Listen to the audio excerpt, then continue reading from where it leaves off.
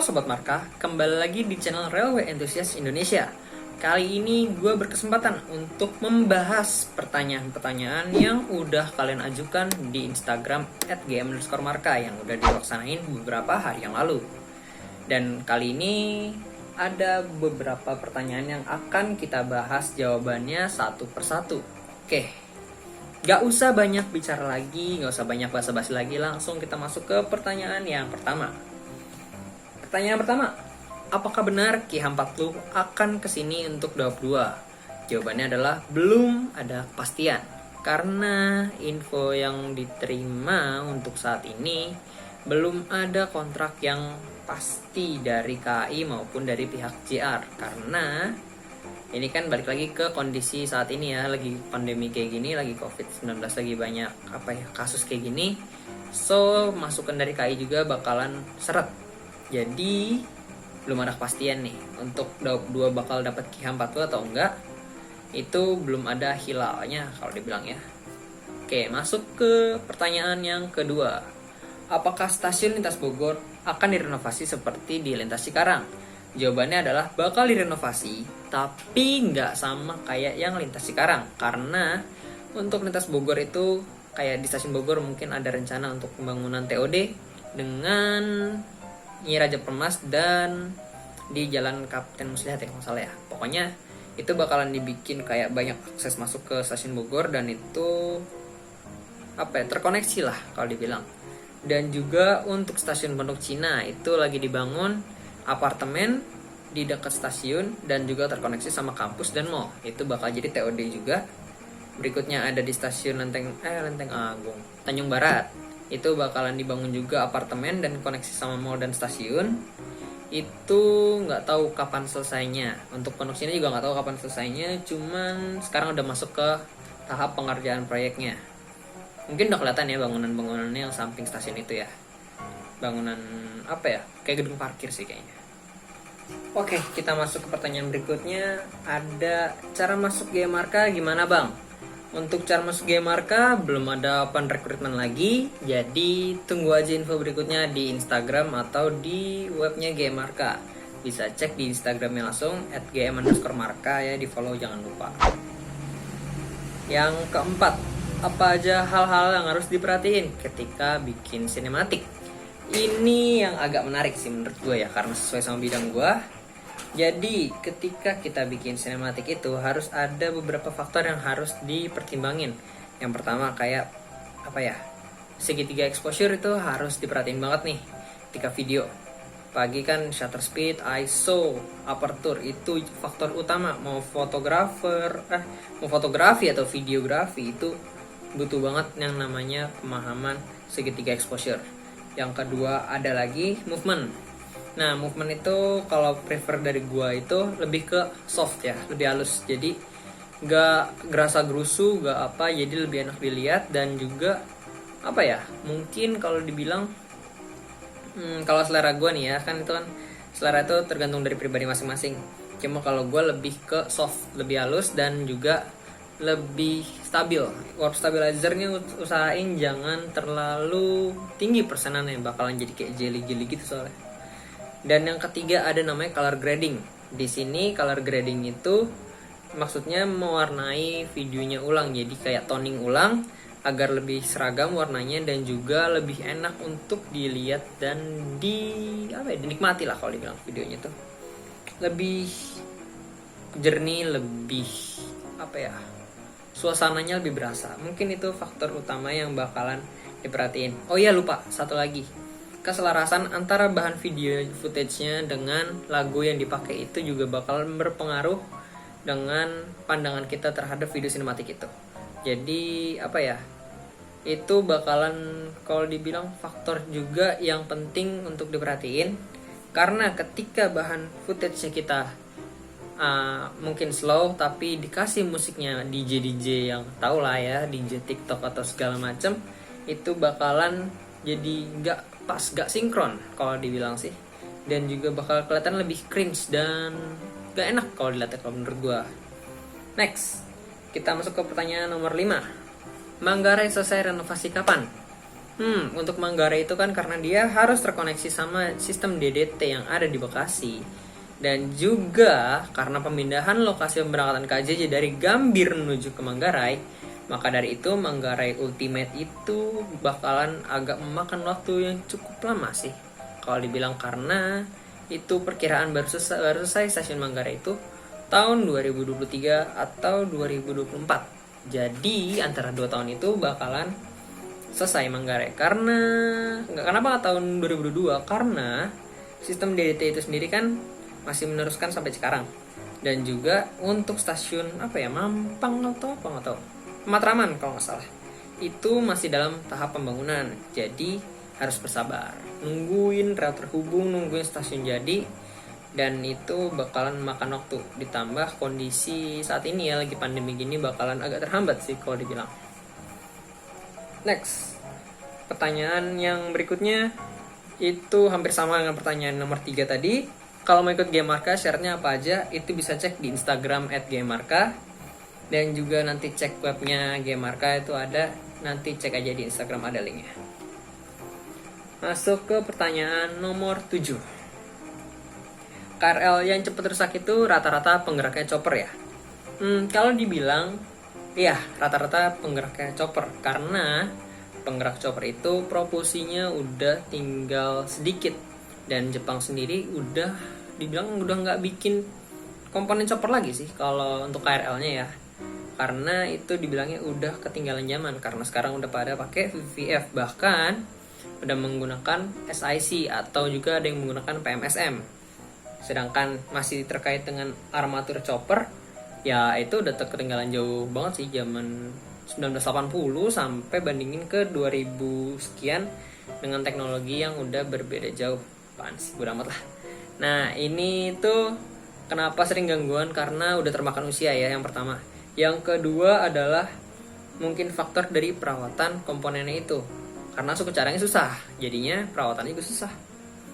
Dan juga penggunaannya di KRL itu mungkin kalau dibilang kurang sesuai sih mungkin, cuman nggak tahu sih. Kayaknya itu sih faktor utamanya tadi sih ya, kurang reliable karena dia udah kelamaan. Dan yang kedua pencarian suku caranya susah, jadi harus custom ke pabrik yang bukan pembuatnya. Oke, next kita masuk ke pertanyaan nomor 8. Apakah ada CL baru yang akan datang lagi dan kapan datangnya? Untuk saat ini yang akan datang lagi pastinya 205 Musashino. Ada 3 set yang udah dipersiapin dan perkiraan bakalan sampai di Indonesia akhir Juni atau awal Juli. Dan kan dari ini udah 36 set dan akan tersisa dari 42 set, berarti sisa 6 ya. Oke, dan ini akan datang sampai akhir tahun 2020. Jadi sampai awal tahun 2021 belum ada info lain lagi selain 205 Musashino yang akan datang. So sabar aja kalau misalkan ada yang berharap sama E217 atau seri lainnya. Next pertanyaan. Ini kayaknya untuk pribadi gua sih. Bang, lu hunting lama-lama dimarahin gak sama ibu lu? Sebenarnya kan ini udah ada kontrakan gue sendiri, jadi nggak mengganggu ibu gue yang ada di sebelah. Jadi sebenarnya kontrakan ibu gue jadi sebelahan gitu, dan gue ya nggak masalah, nggak dimarahin, aman. Next, nomor 10. Pertanyaan balik lagi ke pribadi gue. Bang Sadam banyak gak hatersnya? Kalau haters itu sebenarnya nggak gue pikirin sih ya, jadi nggak tahu hatersnya ada banyak atau sedikit. Cuman yang jelas kalau haters itu jangan diambil pusing lah ya. Namanya haters kan pasti bakalan ada ya komen-komen yang ibaratnya ngejatuhin kita. Cuman namanya hatersnya kayak gitu, ya udah abain aja. Kalau ditanggapin ya mereka seneng dong. Mendingan kita improvein karya kita, bikin kalau dibilang kayak followers kita tuh seneng ngeliat konten kita, seneng ngeliat karya-karya kita, dan juga diemin lah haters kayak gitulah, sampah buangin aja, nggak usah ditanggepin haters kayak gitu tuh, jatuhin doang kerjaannya. Next, nomor 11. Bang, kamera Nikon apa yang bagus? Kini kita bicara Canon atau Nikon ya. Nikon yang bagus itu untuk di entry level ada di D3300, D3400, atau juga D5300, D5500. Ini yang masuk ke entry levelnya Nikon untuk kelas DSLR. Untuk mirrorless-nya ada Z1, terus ada lagi tipe berapa ya? Pokoknya itu untuk mirrorless itu gue kurang paham lah ya kalau mirrorless karena kan ngikutin DSLR.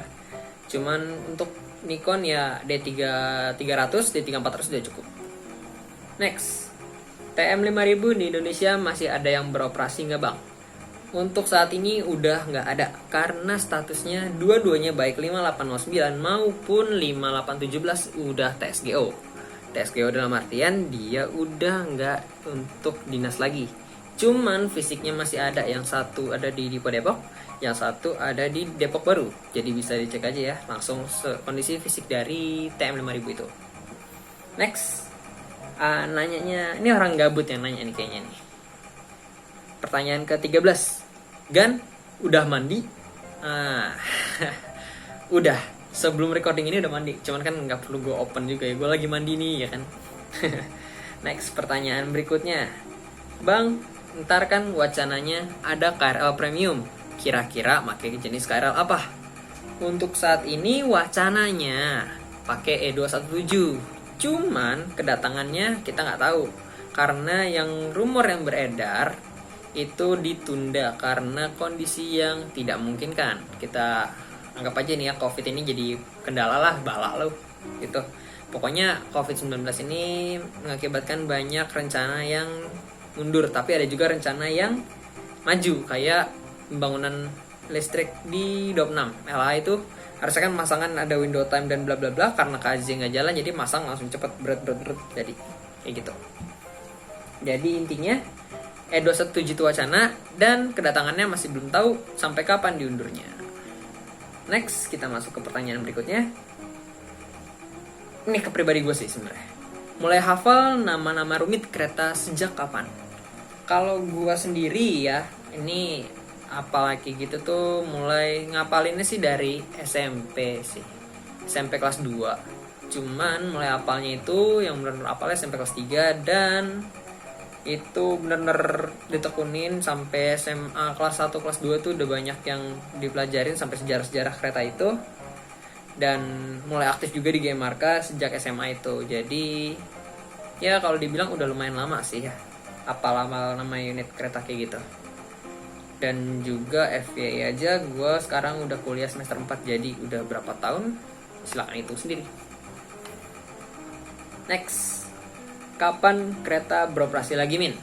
Kalau KAJJ bertahap udah mulai beroperasi, kayak Serayu tanggal 12 kemarin udah beroperasi, terus Mutiara Selatan dan lain-lainnya itu dari awal bulan Juni sekarang ya, awal bulan Juni kemarin udah mulai jalan, walaupun nggak semua.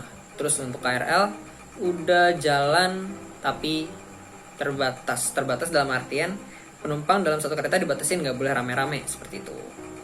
Dan juga jadwal jam operasionalnya jadi cuman dari jam 5 kalau nggak salah sampai jam 9 malam, nggak full sampai jam 12 lewat lagi kayak kemarin-kemarin. Dan jadwalnya juga dikurangin itu sih. Next, kita masuk ke pertanyaan ke-17. Kapan beroperasinya KRL Jogja Solo? Di sini yang bisa gue infoin adalah mungkin di akhir tahun atau awal tahun 2021 sampai 2022. Kita nggak tahu sampai progresnya kan makin ada terhambat di tengah-tengah, kayak mungkin pemasangan tiang di stasiun Solo Balapan dan juga pemasangan wesel baru karena kan pengubahan layout stasiun Solo Balapan mau nggak mau bakalan memakan waktu. Jadi kalau untuk Jogja Solo fullnya mungkin di 2022, tapi untuk fase 1 di Jogja Klaten mungkin akhir tahun atau awal tahun 2021 itu udah bisa dioperasiin. Next, kita masuk ke pertanyaan berikutnya.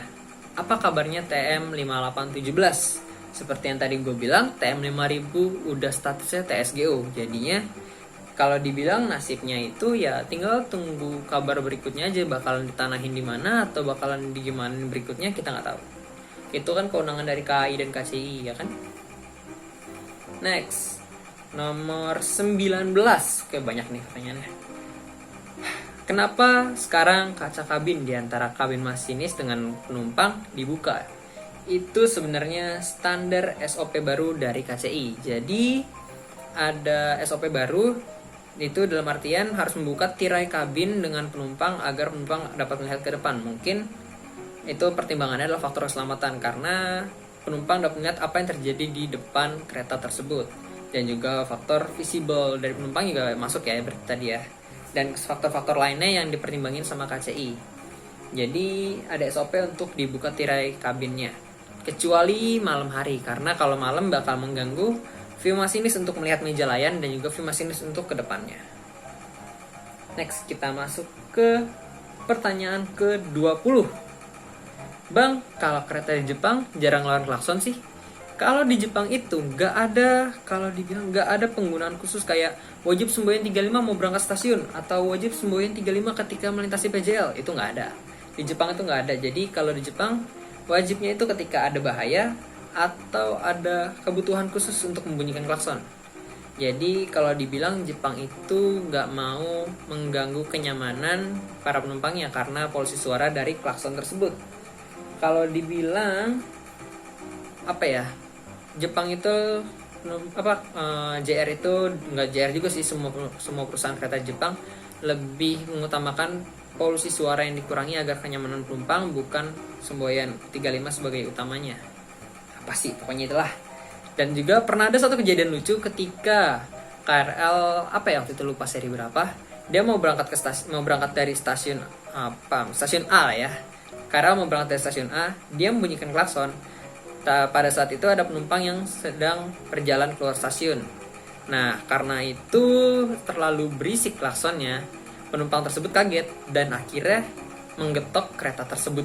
Menggetok kabin dalam artian mukul ya, pak gitu kan. Mukulnya itu kenceng lagi, dan itu divideoin sama salah satu real fans Jepang, dan itu sempat viral berapa tahun yang lalu. Mungkin masih ada kali videonya, nggak tahu, lupa. Oke, kita masuk ke pertanyaan terakhir ya. Emang bener E217 pengen kesini? Ini wacana. Karena ini kan balik lagi ke pertanyaan yang tadi ya, ada di atas, nggak tahu pertanyaan keberapa. Itu balik lagi karena kondisi keuangan KCI yang agak down karena faktor corona ini, dan juga PR lagi untuk KAI maupun Ditjen KA karena harus bikin regulasi baru, harus bikin perubahan infrastruktur kayak lidah wesel, terus jembatan dan lain-lainnya. Kayak peron pendek itu kan harus diratain juga biar dia nggak mentok ke sisi yang namanya sisi penumpang yang ada di bawah KRL double deck-nya itu. Jadi karena kan dimensi double deck itu agak melebar ya, samping gitu. Jadi bagian bawahnya itu lebih lebar daripada KRL biasa dan berpotensi nggak seruk di double deck-nya itu. Kalau nggak seruk kan sobek ke dalam, merugi juga bener stainless-nya. Jadi PR-nya itu dari PR KAI sama Ditjen KAI itu adalah perbaikin infrastruktur kayak jembatan, peron, layout wesel, dan juga ruang bebas yang ada di rel yang dioperasikan untuk E217 ini. Untuk di sisi KCI, perbaikin finansial untuk order tender E217 ini. Jadi sebenarnya E217 ini tuh diundur tapi nggak tahu sampai kapan. Jadi tungguin aja info-info berikutnya yang mungkin akan dikasih di IG GM Marka. Ya follow aja, makanya jangan lupa di follow. Oke, mungkin segitu aja dulu video kali ini, dan ini udah banyak pertanyaan ya. Dan mungkin akan ada sesi berikutnya untuk sesi Q&A di Instagram, jadi simak aja Instagram @gmmarka. Dan juga jangan lupa di like video ini ya, dikasih jempol ke atasnya kalau kalian suka dengan video ini. Jangan lupa subscribe channel Railway Enthusiast Indonesia karena akan banyak banget konten-konten berfaedah tentang kereta api. Kayak nanti mungkin ada tentang revitalisasi stasiun yang sudah dikerjakan oleh KAI seperti Pasar Senen dan Tanah Abang, dan juga konten mengenai jalur nonaktif di lintas Rangkas Bitung sampai ke lintas Labuan. Oke. Dan mungkin cukup segitu dulu video kali ini. Terima kasih udah nyimak dari awal sampai sekarang, dan salam Sobat Marka.